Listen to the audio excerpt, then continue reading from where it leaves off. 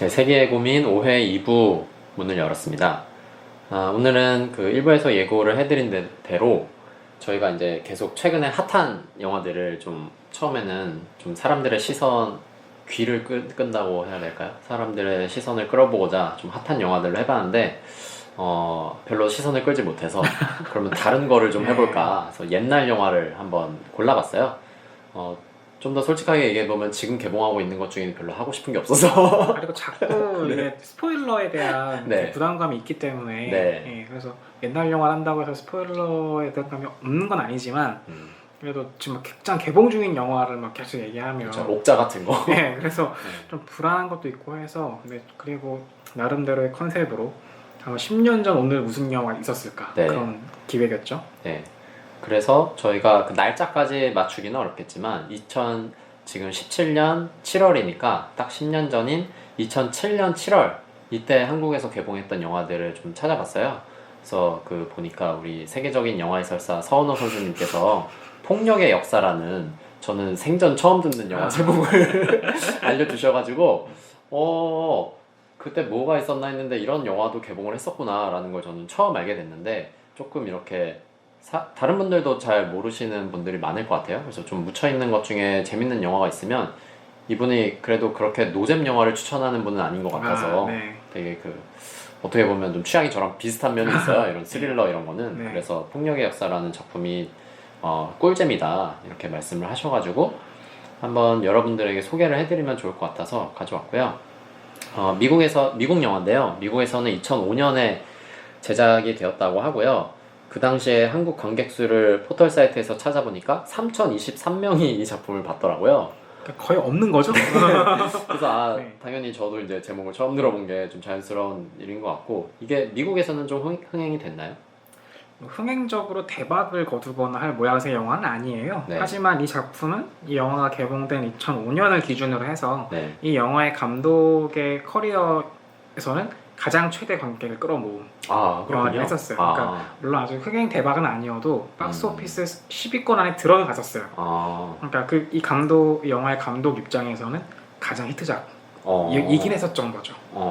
그리고 그 세계 최고의 영화 시장인 미국 헐리우드에서 10위권 안에 들어간 영화면은 한국 배급사도 상당히 희망을 가지고 이 영화에 실패했을 텐데 이게 제가 보니까 이게 영화가 조금 좀 어두운 면이 있는데 그러니까 사람 뭐 죽이고 막 때리고 이런 장면들이 나오는 되게 좀 어두운 느낌인데 제가 봤을 때는 이게 지금 개봉하면 꽤 히트했을 것 같아요. 네, 맞아요. 요새 한국 영화 분위기가 뭐 악녀 같은 작품도 그렇고 한 2000년대 후반쯤부터 추격자가 언제 나왔는지 제가 잘 기억이 안 나는데 2008년인가요? 그때 이후로 좀 이제 이런 좀 액션 그렇죠. 이런 네. 식의 이야기를 받아들이는 네. 좀 수용의 폭이 그쵸. 넓어졌죠. 네, 그래서 한국 영화 원래 스릴러나 액션 이런 쪽이 별로 흥행작이 없었는데 추격자 이후로 좀 아저씨 뭐 이런 작품들 쏟아져 나오면서 되게 잘된 작품들이 있어서 이 미국 영화인 폭력의 역사도 10년 후인 지금 개봉했다면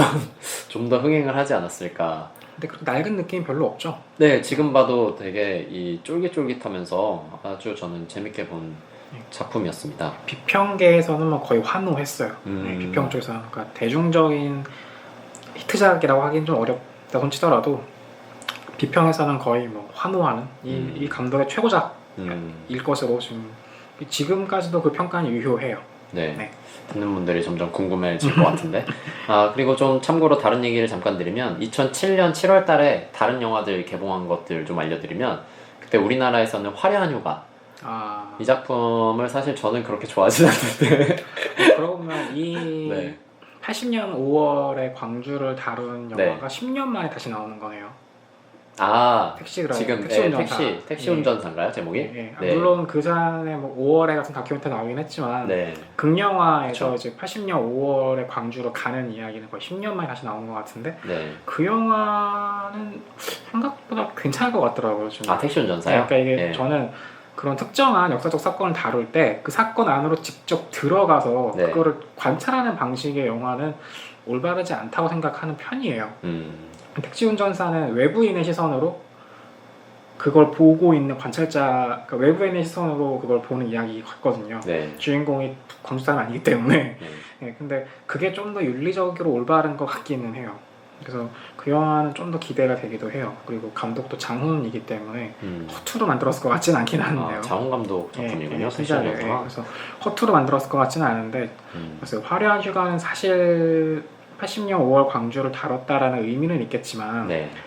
영화 자체의 완성도나 영화 그 사건을 다루는 방식이 올바른 방향은 아니었던 것 같아요. 네, 그래서 저도 화려한 휴가를 그때 그 좀 작품성 측면에서 그렇게 좀 만듦새가 이렇게 제 마음에 쏙 들지는 않는 그런 작품이었던 기억이 나는데, 여튼 이 작품이 2007년 7월에 나왔었고, 방금 서은호님 말씀해주신 택시 운전사는 그 또 요것도 광주를 다룬 작품인데 요건 8월에 개봉 8월. 예정인 것 같아요. 네, 올해 8월. 네, 그래서 그런 작품이 있고, 또 2007년 7월 당시에 애니메이션 라따뚜이 이 작품이 개봉을 했었다고 하고요.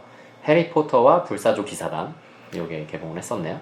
해리포터 시리즈가 조금씩 이제 어두워지기 시작하던 시절의 영화죠. 네. 그래서 이런 그 여러분들 잘 아시는 작품들이 개봉하는 와중에 폭력의 역사라는 작품, 아무도 모르게 3023명 본 영화. 네, 3023명이 본 영화 아무도 모르게 올라갔다가 내려왔는데, 이 작품에 대해서 오늘 서은호님이 간단히 소개를 좀 해주시겠습니다. 네, 이 영화는 데이빗 크로넨버그라는 감독의 영화입니다. 원작은 이 동명의 그래픽 노블이에요. 그래픽 노블은 미국에서 주로 쓰는 표현인데 만화책이라고 하기에는 좀 더 어둡고 좀 더 글이 많은, 설국열차도 그래픽 노블이 원작이죠. 네. 그런 것처럼 좀 미국식 혹은 유럽 서구식, 일본식의 만화책이 아니고 네. 서구식의 약간 그림 소설 같은 걸 그래픽 노블이라고 하는데, 네. 이 DC 코믹스의 잡지 버티고라는 데 연재되었습니다. DC 코믹스는 잘 아시는 배트맨, 슈퍼맨을 만들어낸 그 출판사죠. 네, 스파이더맨도 원래 DC 마블이죠, 거긴. 아, 마블인가요? 네네. 아, 그렇군요. 그러니까 걔가 어벤져스에 나온 거죠. 아니 마블에서 사간 건 줄 알고 그거를 제가 알기로는 아닙니다. 아, 그렇군요. DC 코믹스 좀 더 어두워요. 퍼니셔 같은 작품 좀 어두워요. 그리고 퍼니셔는 마블인가? 갑자기 헷갈리네요. 네, 여러분들 댓글로 좀 알려주시고요. 제 전공이 아니에요, 거기는. 예. 어쨌건 이 영화 폭력의 역사의 감독 데이빗 크로넨버그는 악취미라는 수식어를 받는 감독 2명 중에 1명이에요. 한 명은 폴 버거벤이고 한 명은 그 데이빗 크로넨버그인데요. 이 데이빗 크로넨버그의 대표작들은 인간이 파리, 그 날아다니는 애들이요. 네. 파리하고 합성돼가지고 변태되는 내용의 영화 플라이, 또 비디오 안으로 빨려 들어가는 환각을 다루는 비디오 드론, 자동차 충돌에 성적 흥분을 느끼는 커플의 이야기는 크래쉬. 그런 분들은 실제로 있더라고요. 네, 그러니까 이런 게 대표작이에요. 네. 말 그대로 기이하고 괴이하고 어딘가 들끓는 것 같고 역겨우면서도 홀리는 그런 영화들이 대표작이었는데, 이 폭력의 역사 2005년 영화죠. 우리는 2007년에 네. 개봉했지만 네. 이 영화를 기점으로 데이빗 크로넨버그는 갑자기 무덤덤하고 무심하고 그런데 묵직하게 한 방 때리는 방식의 영화로 연출 스타일이 바뀌어요. 근데 오히려 이 이후 영화들이 연달아 걸작이 나왔어요. 그래서 데이빗 크로넨버그를 어떤 악취미 혹은 뭐 약간 뭐랄까 헤로인의 신 이런 표현을 쓰기도 하거든요. 맨정신의 영화는 아니다. 그랬는데 이 이후 영화가 상당히 걸작이 연달아 튀어나오면서 뭐 이전에도 거장이었지만 명실공히 어떤 거장의 반열에 오른 감독입니다. 네, 그래서 폭력의 역사를 연출해준 감독님에 대한 이야기를 좀 해주셨고, 이 작품의 좀 그 스토리에 대해서는 혹시 예. 네. 굉장히 한적한 농가 마을에 음식점을 경영하고 있는 선량한 시민 톰 스톨이라는 남자가 있습니다. 이 톰 스톨 역을 연기한 배우는 비고 모텐슨입니다. 네. 반지의 제왕의 아라곤이죠. 근데 이 남자가 운영하는 식당에 어느 날 불량배 2명이, 강도죠, 2명이 나타납니다. 그래서 이 톰 스톨이 운영하고 있는 식당에 여직원에게 상해를 가하려는 위협을 해요. 네. 그래서 톰 스톨이 그걸 막기 위해서 이 용기와 기지를 발휘해서 그 2명의 강도들을 제압합니다. 이제 화려한 액션을 보여주죠. 네, 정말 저렇게 갑자기 발작적으로 튀어나오거든요. 그러니까 그 영화가 이 액션이 나오는 게 꽤 시간이 지난 다음이에요. 네. 그 전까지 톰 스톨은 굉장히 선량한 이웃이거든요. 네, 가족들한테 잘해주고. 근데 정말 발작적인 액션이 나옵니다. 그래서 그 두 명의 강도를 죽여버려요. 그래서 이제 매스컴에서 미국의 영웅이다, 동네 영웅이다 이렇게 띄워주거든요. 그래서 가족들은 와 우리 아빠 짱이다 뭐 이러고 있었는데 갑자기 그가 운영하는 식당에 또 다른 불량배가 등장해요. 네. 근데 또 다른 불량배가 이 톰 스토리라는 남자를 다른 이름, 조이라는 이름으로 부르면서 사실은 그가 과거의 킬러였다라고 주장하는 겁니다. 이제 톰 스토리냐 조이냐, 이 정말 이 사람의 과거는 무엇이냐, 그 이 사람의 과거가 정말 불량배였다면 그 이후는 어떻게 될 것인가, 되게 여러 가지 미스터리한 지점들을 발생시키는 영화예요. 네. 스포일러를 피해야 되니까. 네. 스포일러를 피해야 되니까 좀 더 요약해드리면, 선량한 시민이 어느 날 자기의 그 업장에 침입한 강도 2명을 죽이게 되고 예기치 못하게 그가 안고 있던 비밀이 풀려가는 네. 이야기입니다. 네. 그래서 보시면은 이렇게 되게 그냥 처음에 약간 음산하게 시작을 했다가 또 말씀하신 대로 이 선량한 시민인 것으로 보이는 주인공의 모습이 보여서 뭐지 가족 드라마로 가나 했다가 다시 또 액션을 선보이면서 액션을 선보이고 그 다음에 이제 이 사람의 정체에 대해서 뭐지 과거에 정말로 이 사람이 다른 사람 죽였나? 근데 아닌 것 같기도 한데 하면서 되게 이 궁금증을 자아내면서 뒤에가 아주 이 사람 가슴을 쫄깃쫄깃하게 하는 좀 그런 영화들 좋아해가지고 이게 되게 앞부분에 제가 악취미라고 말씀드렸잖아요. 네. 이 감독의 취향이 진짜 악취미적인 유머 감각이 보이는 게 음악이 네. 앞부분에 네. 선량한 시민으로서의 음악이나 그 톰 스토리 자기 업장에 찾아온 강도들을 살해하고 그 병원에 퇴원했을 때 나오는 음악이 되게 밝고 희망찬 음악이에요. 근데 그 음악 어디서 들어보신 것 같을 수도 있거든요. 여기 이 영화 보시면 반지의 제왕 시리즈 음악하고 되게 비슷하게 들려요. 근데 그 반지의 제왕 시리즈의 음악 감독이랑 이 영화 음악 감독이 동일 인물이에요. 그렇군요. 하워드 쇼어라는 동일 인물인데, 게다가 비고 모텐슨 주인공 톰 스토리 아라곤이거든요. 네. 그러니까 그거 아라곤이 나와서 반지의 제왕 비스무리한 음악 같은 거 들어도 희망찬 음악 듣고 있으니까 진짜 웃겨요 이 상황이. 제 생각엔 노린 것 같거든요 이거. 이게 반지의 제왕 나온 다음에 나온 영화군요. 반지의 제왕은 2003년에 왕의 귀환 시리즈가 끝났어요. 근데 촬영은 동시에 했기 때문에 2000년대 초반에 이미 촬영 끝났을 것이고, 반지의 제왕 시리즈가 다 공개되고 난 다음에 비고 모텐슨이 선택한 현대극이에요. 근데 앞부분은 정말 제 생각에는 개그 같은데, 그 반지의 제왕 틱한 음악과 함께 희망찬, 네. 선량하고 희망찬 미국의 영웅을 보여주다가 네. 뒷부분에 가면 음악이 확 바뀌죠. 네. 그러니까 이 부분을 좀 생각하고 보시면 되게 웃기실 거예요, 그 앞부분에. 근데 그 웃긴 게 뒤에 가면 마냥 웃을 수만은 없는 이야기로 바뀌어버리는 거죠. 네. 그래서 되게 묵직한 주제를 다루고 있으면서도 또 마냥 지루하게 펼쳐지는 이야기가 아니라 되게 이렇게 사람한테 긴장감도 주면서 또 주제의식도 있어서 저도 되게 추천하는 영화가 되었고요. 이 작품들 좀 다른 분들은 어떻게 보셨나 또 지난번처럼 네티즌 평을 좀 찾아봤는데요. 먼저 프레데터님께서 폭력과 공포는 전염된다. 폭력을 위한 또 다른 폭력. 그 역사는 계속된다. 이렇게 얘기를 해주셨고요. 아이디가 프레데터인데 프레데터가 이제 폭력에 관한 영화인데, 네. 사실 이 문장이 이 영화를 압축한 것 같아요. 네. 사실 뭐 더 이상 넣고 빼고 할 게 없는 거의 완벽한 문장인 것 같거든요. 네. 그러니까 폭력의 역사라는 제목이, 네. 이게 한국식으로 번역한 제목이 아니고 그냥 직역한 거예요. 폭력의 역사. 그러니까 네.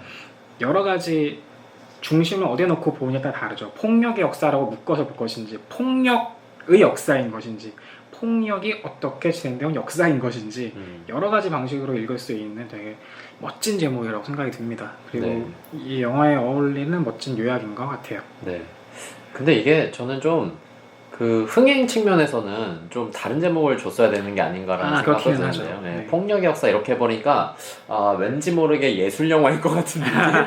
그러니까 사실은 되게 장르적으로 재미있게 만들어진 영화인데도 불구하고 역사라는 단어가 조금 좀 그런 느낌이 있어서 이게 흥행 실패 요인 중에 하나가 아니었을까. 특히 좀 문학적인 제목이죠. 네. 그래서 좀. 네, 어쨌든 폭력을 많이 엄청 저지르시는 프레데터님 닉네임이 재밌네요. 그러고 보니까 네. 자기가 자기 얘기한 것 같기도 하고 정말 사람이 아닌 것 같아요. 네, 어쨌든 프레데터님이셨고, 네. 그다음에 물에 빠진 물고기님께서, 이게 보다 보니까 점점 닉네임이 있는 재미가 있네요. 물에 빠진 물고기님께서 술 마시다가 눈 마주쳤다고 때려 죽게 하고, 반말했다고 발길질하고, 무시했다고 흉기를 휘두르는 건 누가 한 짓일까? 자신이 한 일이라고 자백할 때 자신이란 무엇을 의미하는 걸까? 후회할 짓을 한 얼굴과 행동을 후회하는 얼굴은 같은 존재인가? 집 밖에서와 집 안에서의 나는 같은 얼굴을 하고 있지만 서로 다른 존재다. 무슨 말이죠?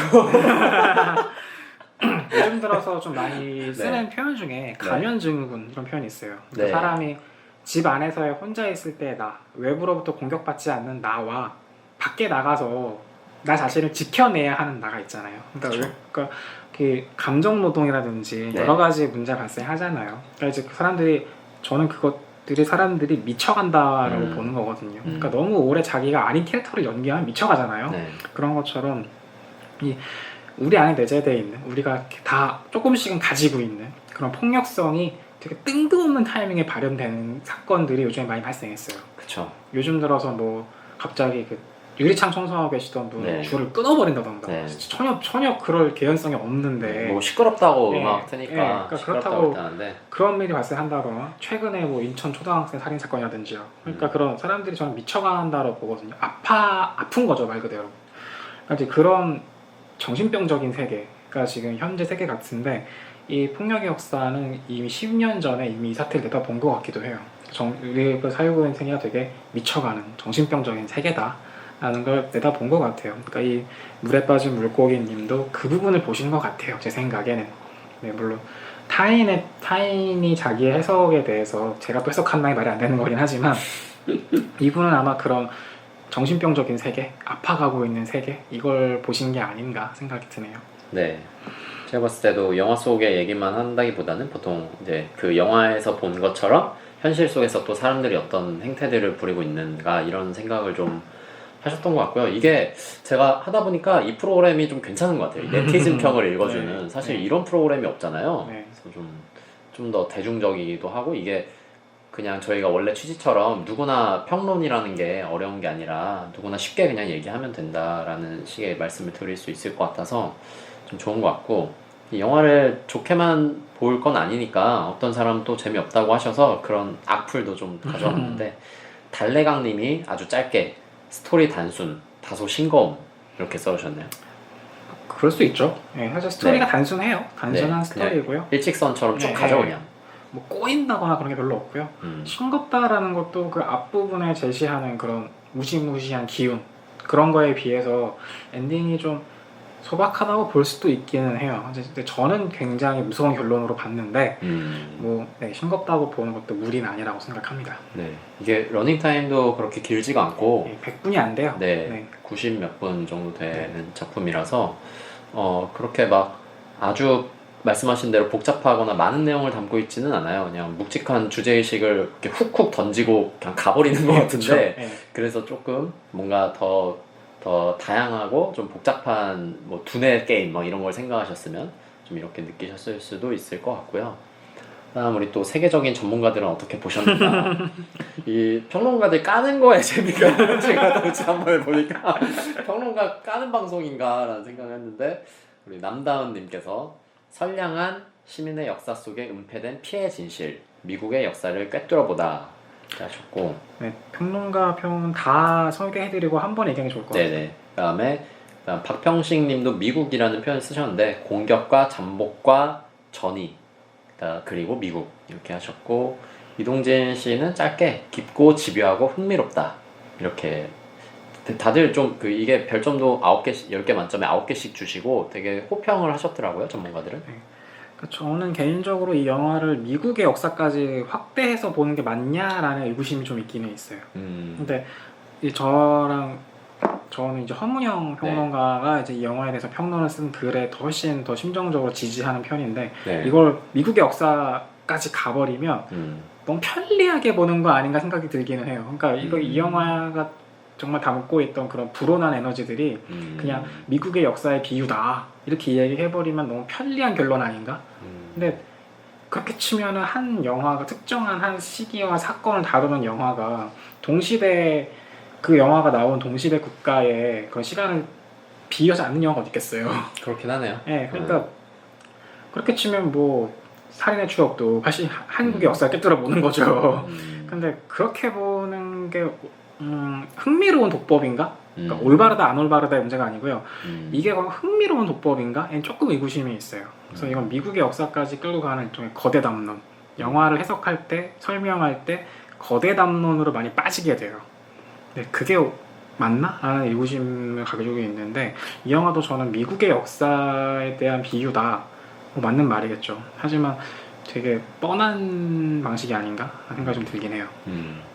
그런데 그 미국의 역사라고 하면 아무래도 이 미국이란 나라가 처음에 세워지고 그 다음에 이뤄가는 과정에서 폭력을 빼놓을 수 없는 부분이기 때문에 이렇게 설명을 그렇게 된 것 같아요. 그러니까 네. 뭐 사실 히어로 영화라든가 네. 보시면 자경단이잖아요, 말 그대로. 네. 경찰한테 도움을 안 받잖아요. 네. 근데 그게 과연 민주국가에서 올바른 일인가? 좀 의심이 들지 않습니까? 배트맨은 법 위에 있잖아요. 그렇네요. 그러니까 민주국가에서 허용하지 않는 거예요. 건물도 막 다 부시고 다 부셔버리고 벌금 내야 될 텐데. 배트맨이 돈이 많으니까 그렇게 하겠지만 도로교통법 위반하고. 그렇죠. 굉장히 위반하는 거 많아요. 네. 그러니까 배트맨도 범죄자예요, 사실은. 네. 그러니까 근데 미국 영화 특유의 가족주의도 있잖아요. 네. 가족을 위해서 막 가족을 보호하고. 근데 과연 가족을 보호하기 위해서 뭐든 해도 된단 말인가? 약간 이런 의구심이 들 때도 있거든요. 근데 미국의 건국을 보시면은 네. 이주민들이 정주민을 내쫓은 역사잖아요. 네, 네, 그렇죠. 그러니까 폭력으로 건국된 나라라고 볼 수 있죠. 거칠게 이야기하면. 네. 그러니까 이 폭력 역사를 보시면 아 미국의 역사야라고 딱 이야기하기 좋긴 한데 글쎄요, 그건 좀 재미없는 해석이 아닌가 라는 생각이 들어요.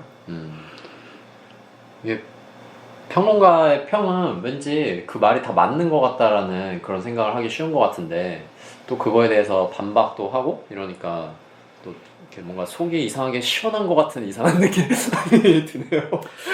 다른 얘기이기도 한데요. 네.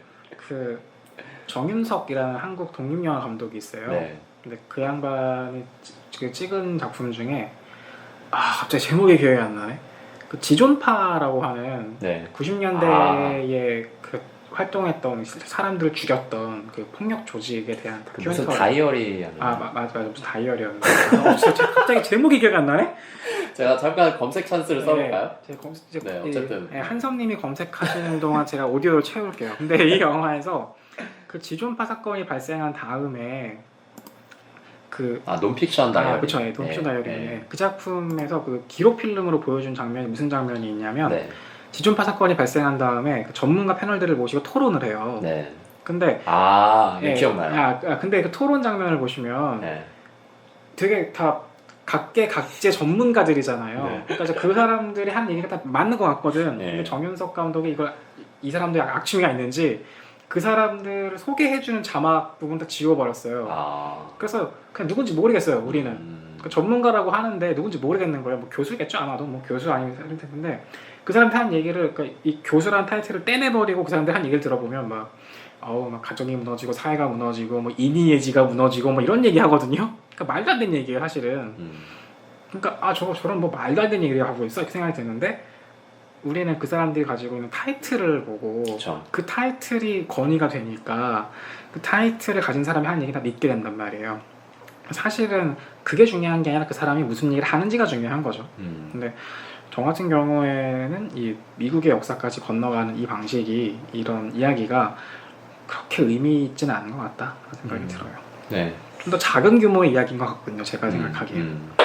네. 또 이에 대해서 반대되는 의견을 갖고 계시면 댓글로 가열차게 또 선우님을 좀 탈탈 까주시기 바라고요.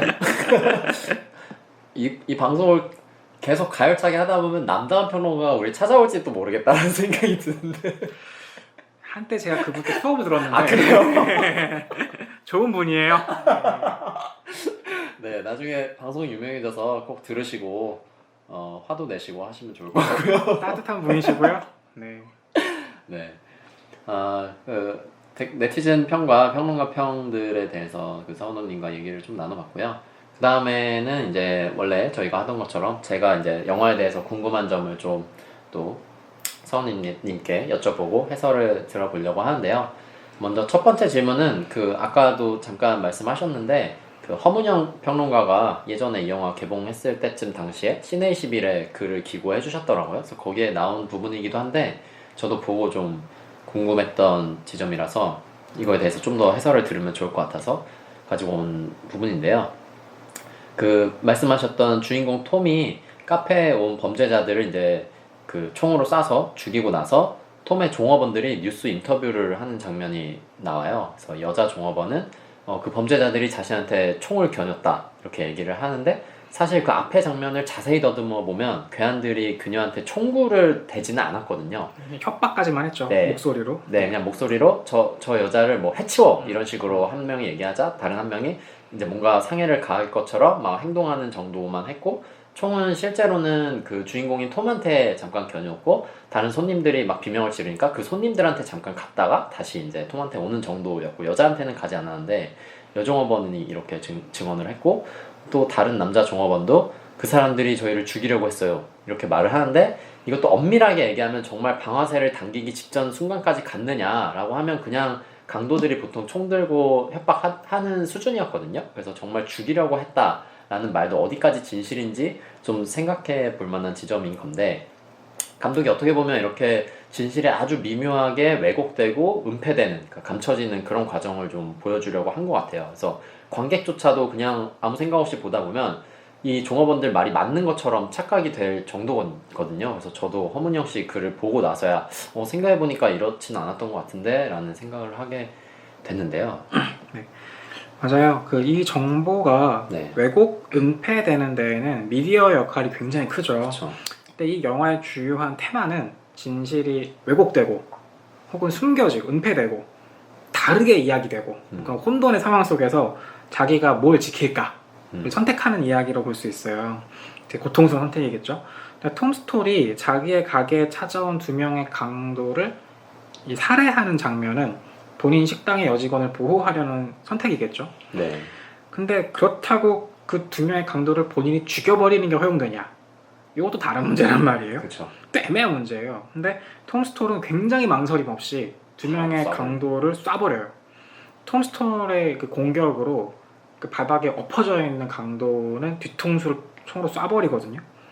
근데 이 감독 크로넨버그는 그냥 쏴버리는 게 끝이 아니라 너덜너덜해진 얼굴까지 보여줘요. 직접적으로. 야, 깜짝 놀랐어요. 네. 그러니까 그야말로 이건 악취미거든요. 제가 생각하기에. 근데 미디어는 이 톰 스토리의 행동을 놓고 뭐 미국의 영웅이니 하는 식으로 포장을 해요. 근데 이게 올바른가? 생각해볼 만한 문제예요. 그런데 중요한 거는 미디어가 톰 스토리를 미국의 영웅이라고 포장하는 영화의 시점까지, 그 지점까지는 우리 눈에도 톰 스토리 미국의 영웅처럼 보여요. 그렇죠. 네, 그러니까 그 영화는 우리도 일종의 그 게임 속에 끌어들여 버리는 거죠. 굉장히 과장될 정도의 폭력, 저는 발작적이라는 표현을 쓰는 게 맞는 것 같은데 발작적인 폭력을 행사한 주인공을 미국의 영웅이라고 포장을 하고 우리는 그 포장에 동의한단 말이에요. 그러니까 되게 이 기묘한 구조 속으로 관객을 끌어들여 버리는 거죠. 네. 그러니까 저는 되게 고급한 방식이라고 생각 들어요. 그러니까 굉장히 고차원적인 의미에서 낚시질이라고 생각이 듭니다.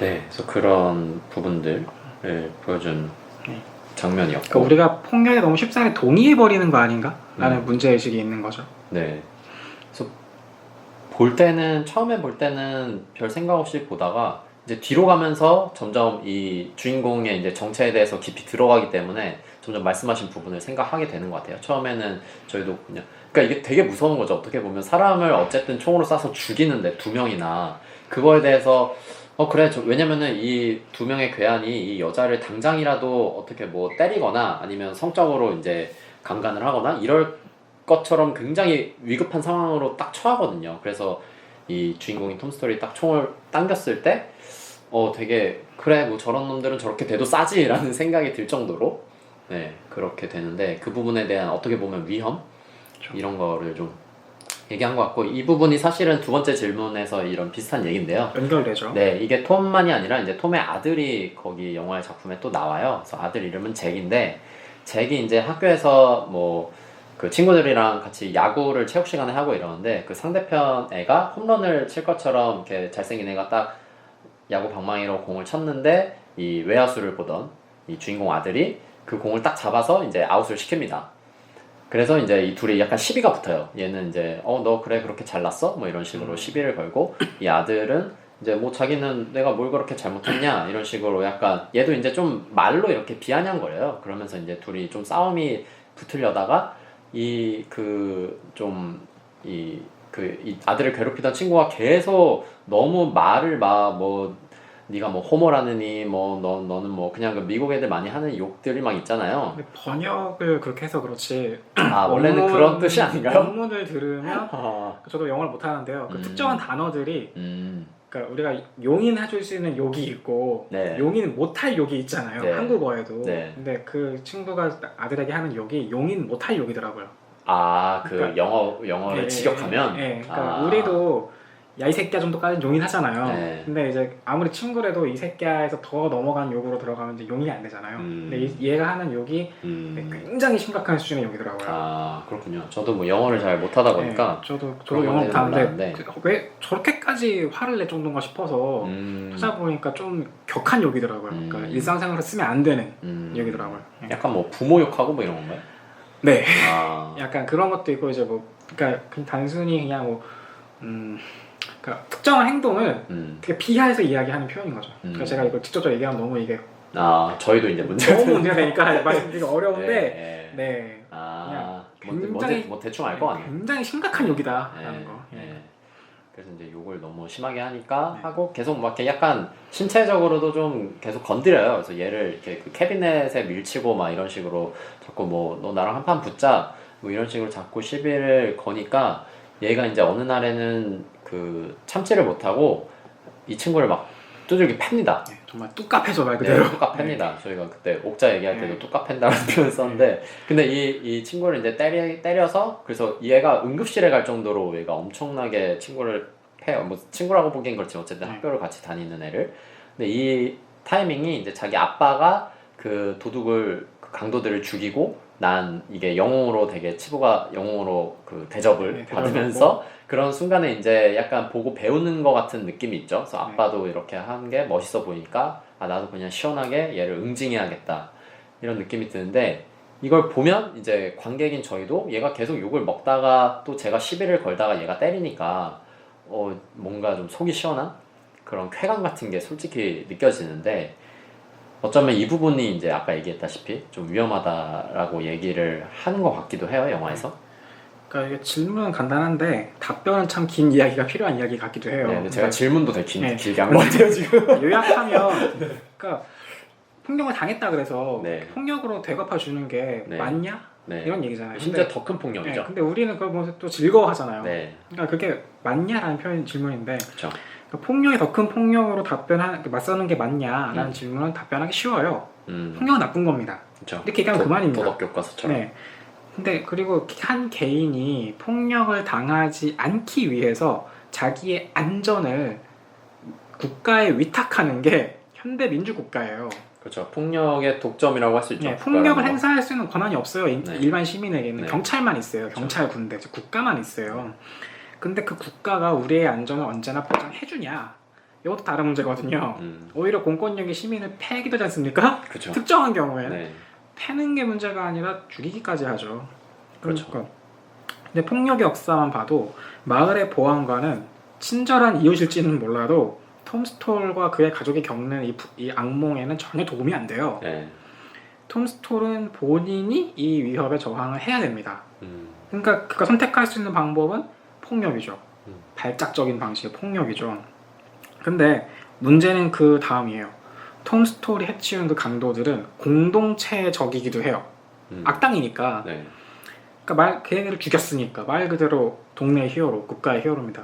히어로 영화들에서 히어로들이 악당들 다 죽이잖아요. 죽이든지 뭐 어떻게 하든지. 그러니까 공동체를 위협하는 적을 없앴으니까 그 폭력은 다 용인해주거든요. 근데 그렇다 그래도 그가 악당들을 살해했다는 게 변하지는 않아요. 정당방위입니다, 물론. 근데 정당이라는 단어는 살인을 덮어줘요. 살인을 눈 감는 걸 공모해준단 말입니다, 사실은. 그 공모에는 영화의 관객인 우리도 포함이 돼 있어요. 그러니까 이런 놈들은 죽어도 싼 거 아니야? 톰 스토리 잘한 거 아니야? 이런 식으로 얘기를 하죠. 근데 이 순간에 영화는 이제 우리에게 단순한 그냥 스릴러 영화, 액션 영화, 과거를 아는 주인공의 과거가 풀려가는 영화 이렇게 보아주길 바라는 것 같지가 않아요. 우리는 얼마나 이 폭력들에 무감한가, 선의, 평화, 안정, 가족 등등의 핑계 아래 벌어지는 수없는 폭력들에 얼마나 무감하고 동시에 응원까지 하고 있는가, 이걸 질문한 영화가 돼버리는 것 같아요.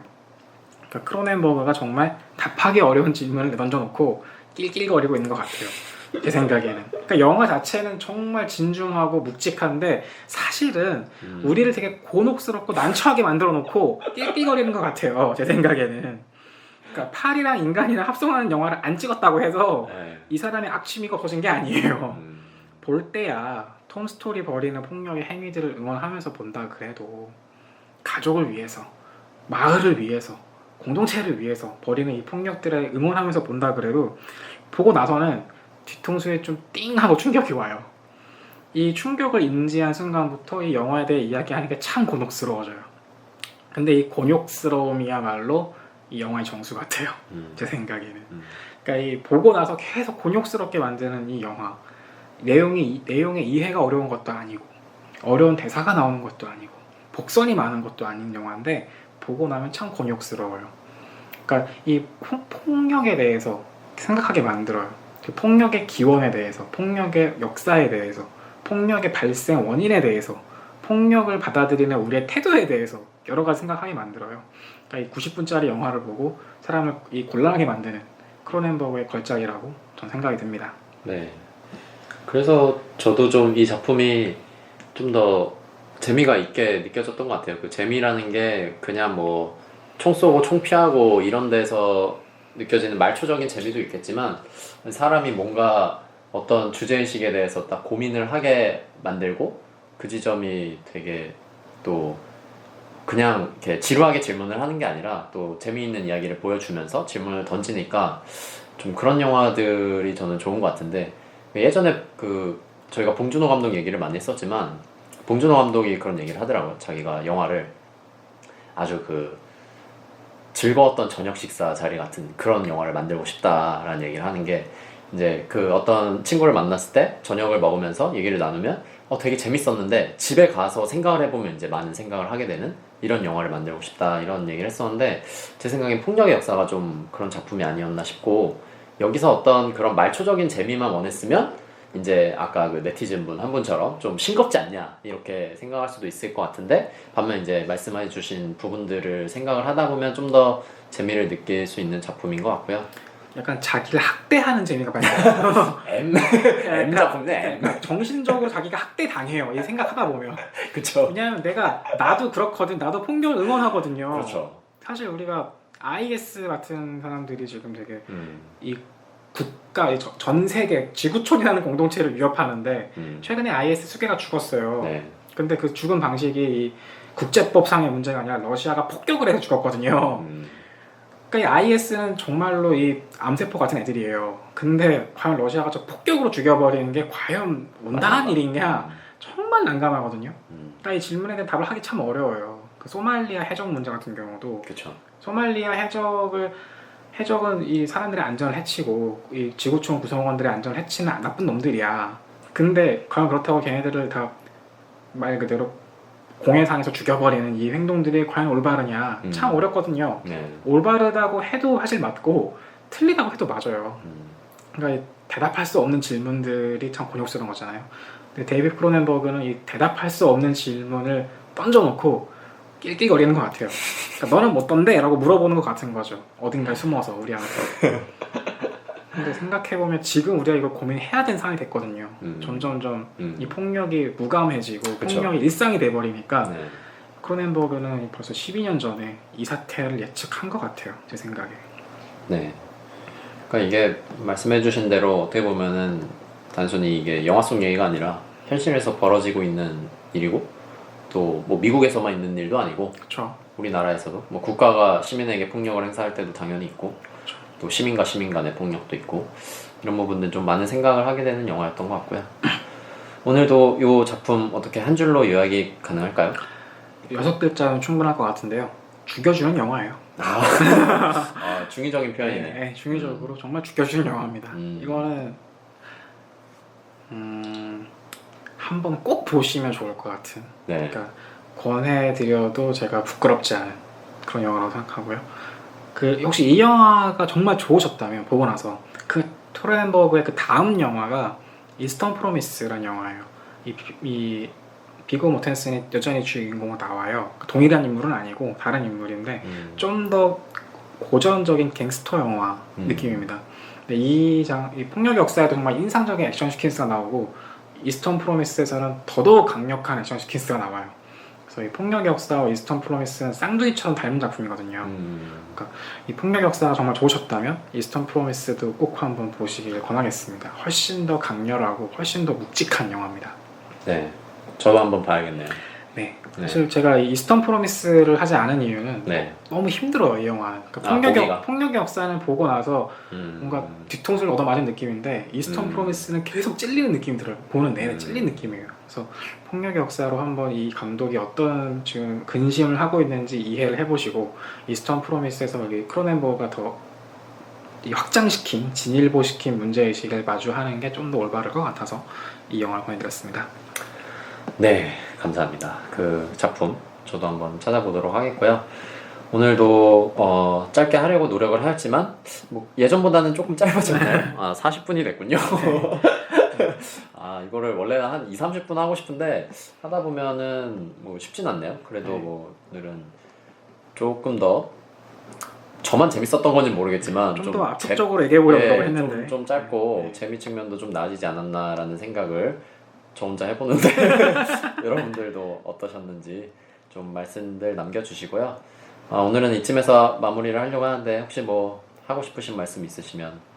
네, 이 영화에 제가 아까 미국의 역사까지 넘어가는 게 좀 너무 편리한 거 아닌가? 라는 얘기를 드렸는데 혹시 이 영화를 보시고 난 정말 이게 미국의 역사에 대한 우화 같다 라고 생각을 하신다면 의견 남겨주시면 제가 저희도 보고 다시 한번 생각해 보도록 하겠습니다. 이렇게까지 확장해서 보는 게 맞을 수도 있겠다. 아니면 여전히 저는 여기까지는 동의 못하겠습니다. 라고 저도 그 의견에 대한 답을 드릴 수 있을 것 같으니까 영화를 보신다면 보신다면 감상을 남겨주시면 참 감사할 것 같습니다. 네.